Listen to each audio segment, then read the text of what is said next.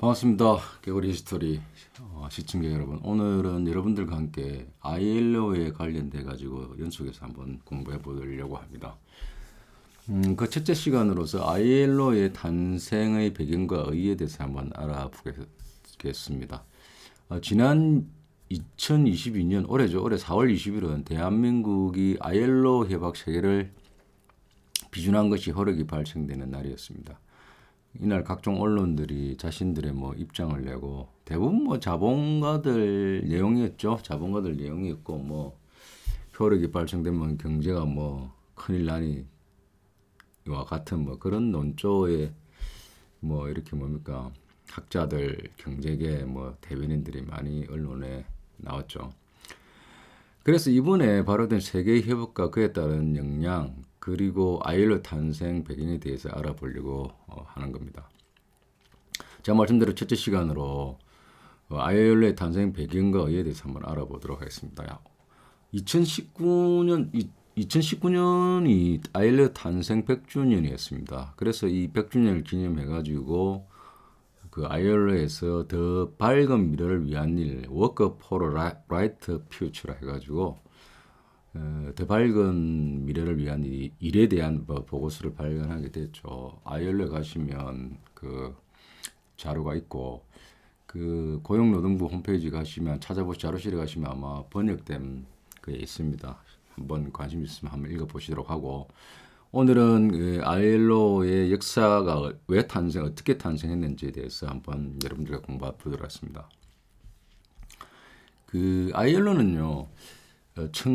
세계 1차 대전의 종결 과정에서 이렇게 탄생했습니다.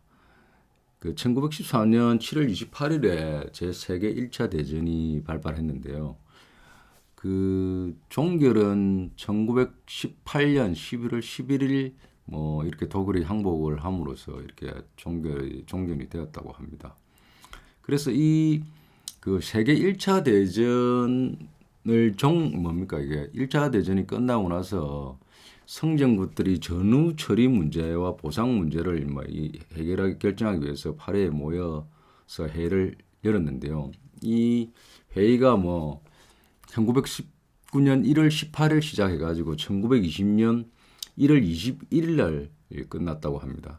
그래서 이게 전체적으로 회의가 여러 번 열렸겠죠. 이 회의 열린 전반적인 이 회의를 갖다가 파리 평화회의라고 하기도 하고 파리 평화회의라고 하고 또 여기서 맺어진 조약들을 파리 강화 조약이라고 합니다. 그 안에는 조약들이 여러 가지가 있죠. 여러 가지가 있는데 가장 눈여겨보고 중심이 되는 조약이 베르사유 조약입니다. 1919년 6월 28일입니까? 6월 28일에 체결된 베르사유 조약입니다. 그 ILO는 이 베르사유 조약에서 그 내용이 나옵니다. 베르사유 조약 제 파트 13에서 ILO 창설과 관련된 내용이 담겨 있습니다.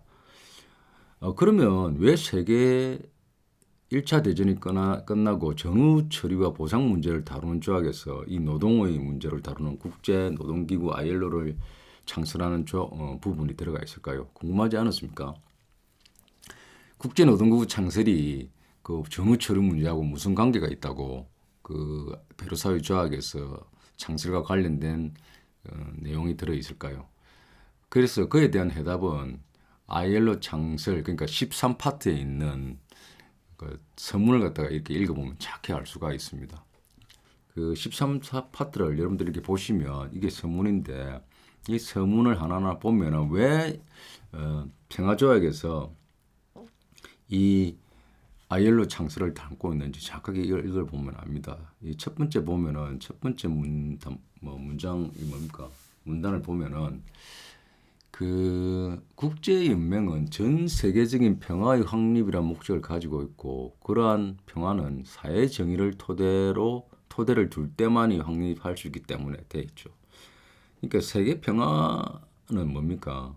국제연맹이라는 일단 만들면서 전쟁 끝나고 나서 국제연맹을 만드는데 이 국제연맹이 평화의 확립이라는 목적을 가지고 이렇게 출범한 거죠. 그런데 그러한 평화는 사회정의, social justice, 사회정의를 토대로 하지 않으면 확립될 수가 없다고 이렇게 규정하고 있는 거죠. 그러면 이 사회 정의하고 이렇게 노동 문제하고 왜 관련이 있는지 이렇게 한번 보고 그 밑에 문단을 보면 정확하게 또 더 쉽게 이해할 수 있습니다. 불안을 초래할 정도로 많은 사람들에게 부정이, 어려움, 그리고 착취를 가져다 주는 현재 노동 조건은, 노동 환경이죠. 환경은 세상의 평화와 화합이 위험에 처할 정도로 크기 때문에 이러한 노동 환경에 대한 개선이 시급히 요구된다 놨습니다. 결국 뭡니까? 이러한 노동 환경이 부정의하고 어려움이 공경에 처하고 착취가 난무하는 이러한 노동 환경은 세계 평화에 위험이 된다는 거죠. 세계 평화가 이렇게 유지될 수 없다는 거죠. 너무 커서 지금 현실이 그 1차 대전이 일어날 현실이. 그래서 평화조약을 체결함에 있어서 이러한 노동 문제를 해결하지 않고서는 계속적으로 뭡니까? 지속 가능한 평화가 유지될 수 없다는 거죠. 노동 문제가 해결되지 않으면. 그래서 ILO를 창설을 해서 모든 그게 성장국들과 배진국들이 참여한 국제인맹은 국제인맹은 뭡니까? 이렇게 노동단체를 만들어서 이렇게 노동의 환경을 개선할 수밖에 없었다는 거죠. 너무나 당연한 이야기죠. 이걸 인식했다는 게. 이렇게 인식했다는 게 중요하죠.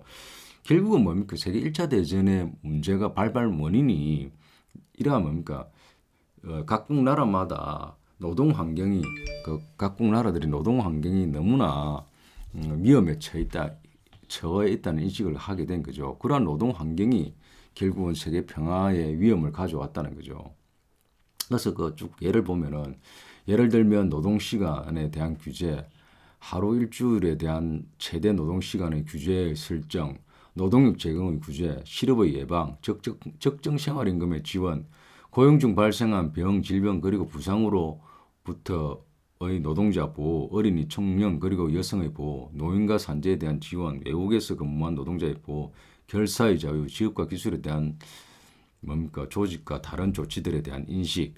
얼마나 지금 뭐 이렇게 보면은 이러한 것들이 우리가 지금 현재의 노동과 관련해서 법과 제도들이 다 만들어지고 그러한 개선이 이렇게 개선되고 향상되는 과정에서 있는 것들을 보면 다 이게 어디서부터 이렇게 시작됐느냐, 이런 제도들이 세계 1차 대전이 끝나고 나서 세계 평화가 어떻게 해야 유지될 수 있는지, 지속적으로 유지될 수 있는지에 대한 그 당시에 정치 경제적 많은 영향을 가진 사람들의 이런 그 인식을 보면 대단하다는 걸 알 수 있죠. 그러니까 ILO가 단순히 노동자들의 권익 보호나 이런 것이 아니고 세계 평화를 위해서 노동 조건이 나아지지 않으면 결코 세계 평화가 유지될 수 없다는 그런 인식하에 전후 처리 문제를 할 때 ILO를 탄생시켰던 거죠. 그리고 그 다음 문장을 보면은, 노동에 대한 인간적 조건들을 적용하려는 어떤 국가의 실패는 자신들의 국가의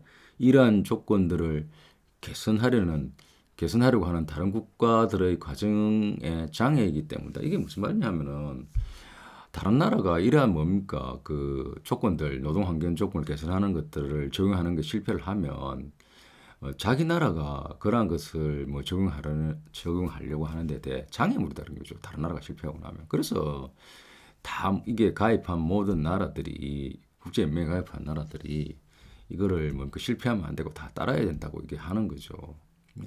얼마나 이게, 왜 우리나라가 협약에 가입하면은 이걸 지켜야 되는지 알겠죠?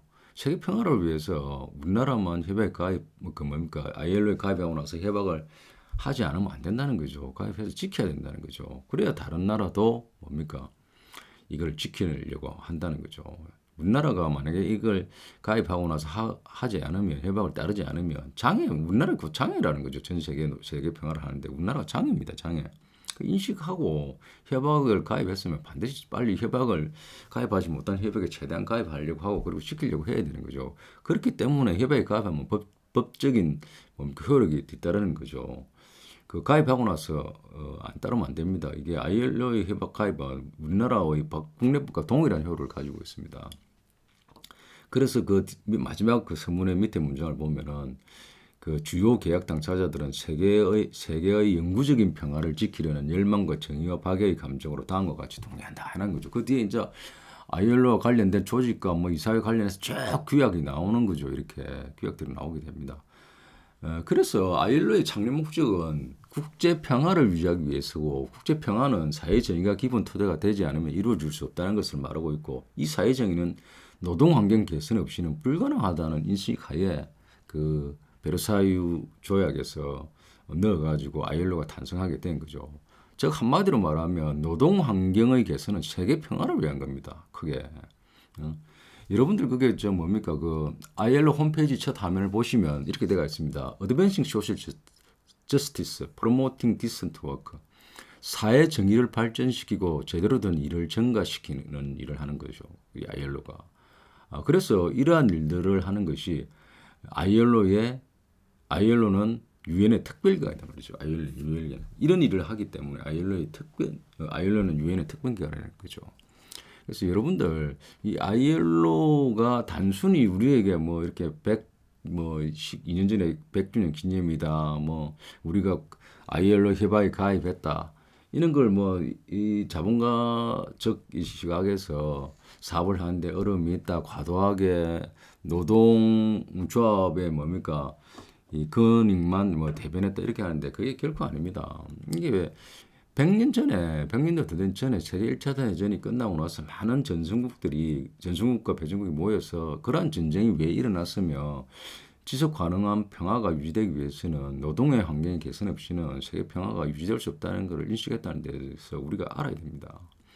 그래서 이 ILO의 협약에 가입 가능하면 많이 가입하고 이걸 지키려고 하고 그게에서 논의됐던 노동 조건들을 개선하려고 했던 것이 단순히 노동과 관련된 뭐 어떤 권익이나 이런 게 이건 당연한 거고 권익이 다 되는 거죠. 그 노동과 관련된 어떤 제도 개선이 결국은 뭡니까? 그 노동과 관련된 제도 개선으로 그치는 것이 아니라 세계 평화를 위해서 이러한 것들을 해야 된다는 것을 명확히 하고 있는 거죠.